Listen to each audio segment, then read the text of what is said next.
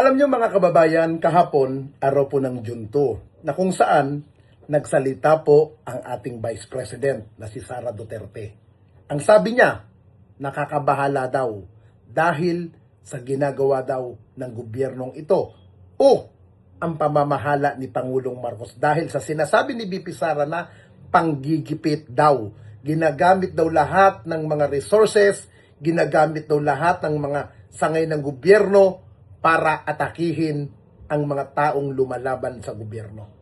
Alam niyo po mga kababayan, nung sinabi po yan ni Vice President Sara Duterte, ang unang pumasok ko, nakalimutan ba ni Vice President Sara Duterte yung nangyari doon sa isang pangkaraniwan na teacher na kung saan nag-post lamang ng pabiro, ng joke na ipapapatay si dating Pangulong Duterte at siya ay willing magbayad ng 50 milyon?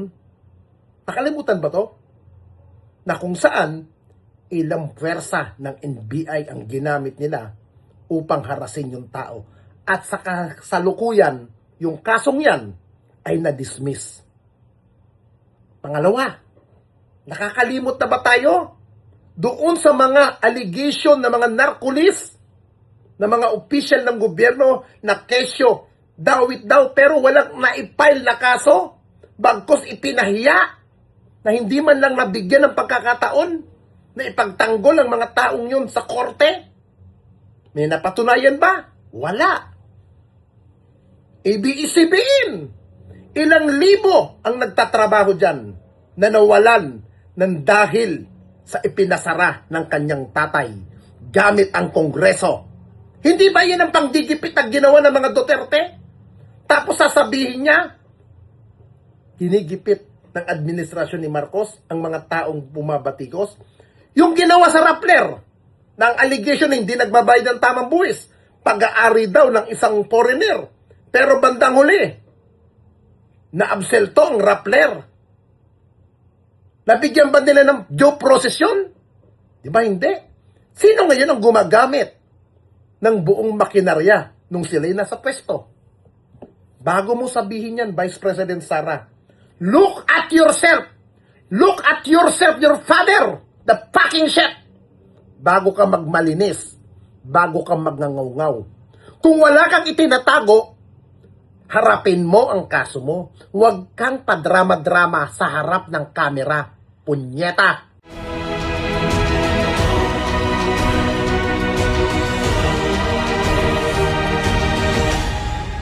Mga kababayan, Assalamualaikum warahmatullahi wabarakatuh.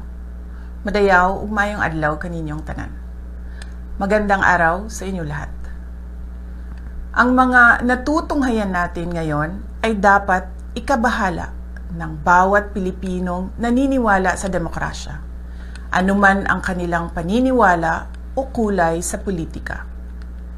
Nakikita natin kung paano ginagamit ang mga institusyon ng gobyerno at ang pera ng taong bayan laban sa anumang oposisyon.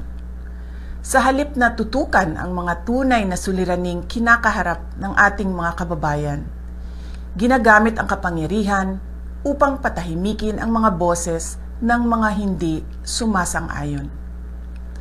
A democracy cannot survive when those in power see every critic as an enemy and every opposing voice as a threat. I have always believed that the independence of our institutions must be protected.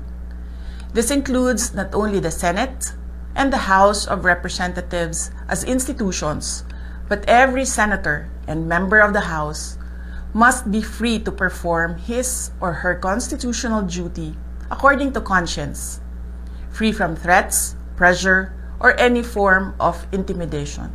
Good governance does not require the elimination of opposition. Democracy works best when there is a healthy opposition that is free to question. A government that fears dissent is not demonstrating strength. It is revealing insecurity. And that insecurity is reflected in the direction our country is taking today. The current state of our nation reveals three disturbing realities. First, the effort to divert attention from legitimate questions surrounding the flood control controversy. Second, the willingness to disregard constitutional safeguards in pursuit of a politically motivated impeachment. And third, the relentless pursuit of greater political power under the guise of charter change.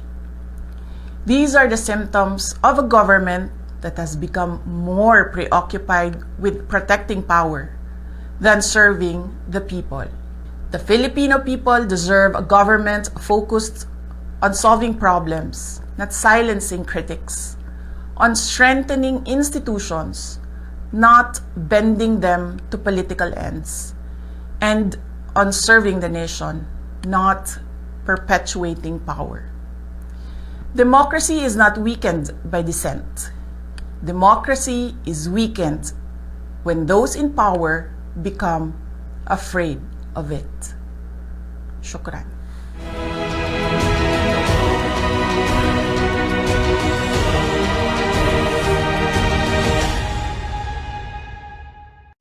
Kamakailan naging maingay sa media ang mga binitawang pahayag ni Vice President Sara Duterte. Ayon sa kanya, dapat umanong ikabahala ang bawat Pilipino ang paggamit ng kapangyarihan upang patahimikin ang mga boses na hindi sumasang-ayon sa kasalukuyang administrasyon.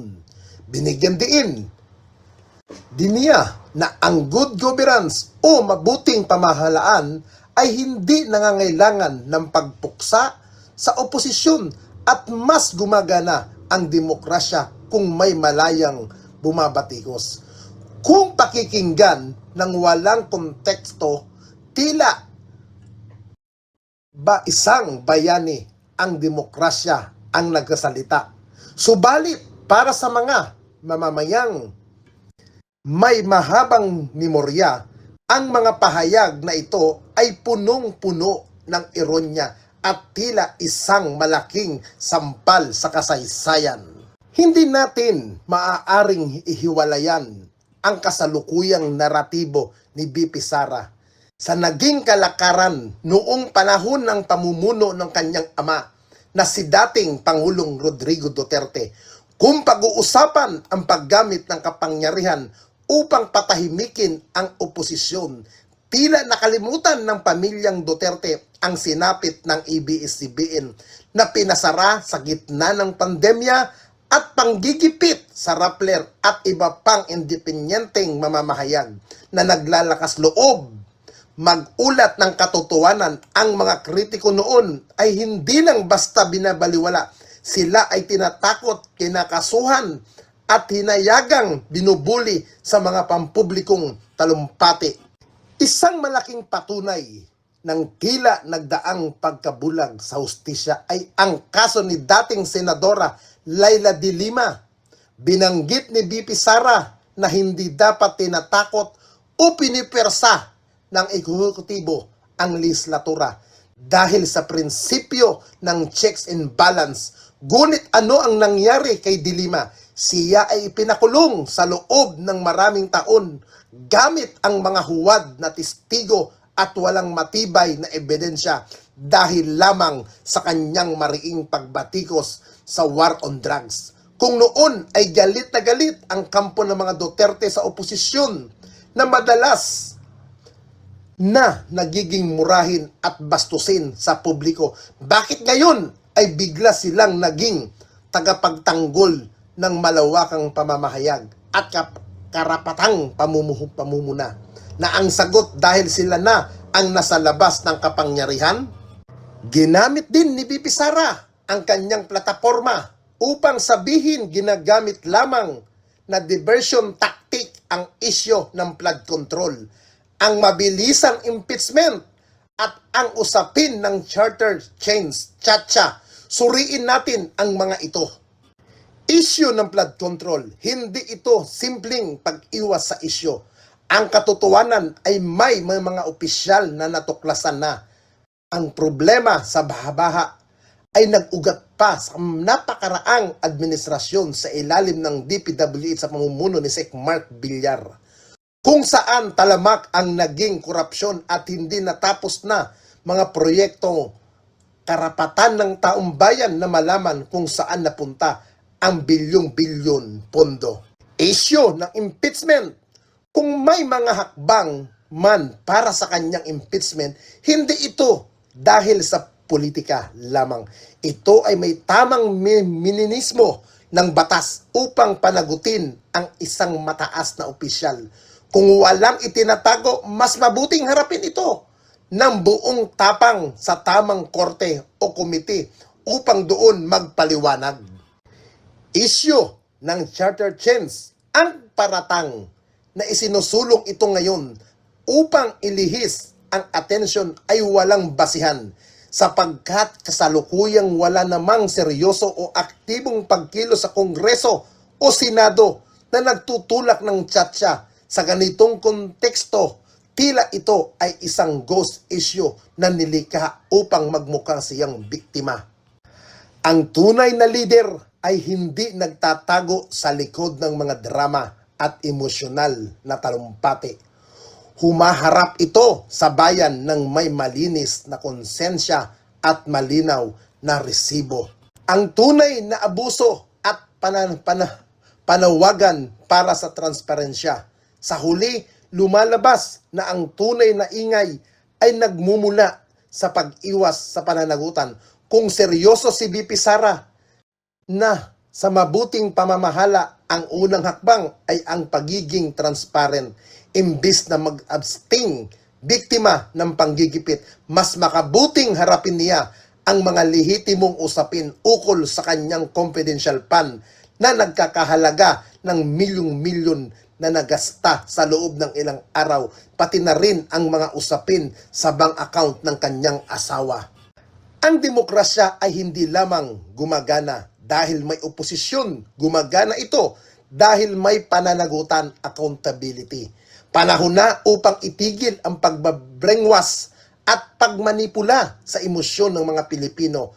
Ang taong bayan ay mulat na at hindi na madadaan sa drama. Humarap sa tamang lugar, sa tamang panahon at ibigay ang maliwanag na karapat-dapat makuha ng bawat nagbabayad ng buwis.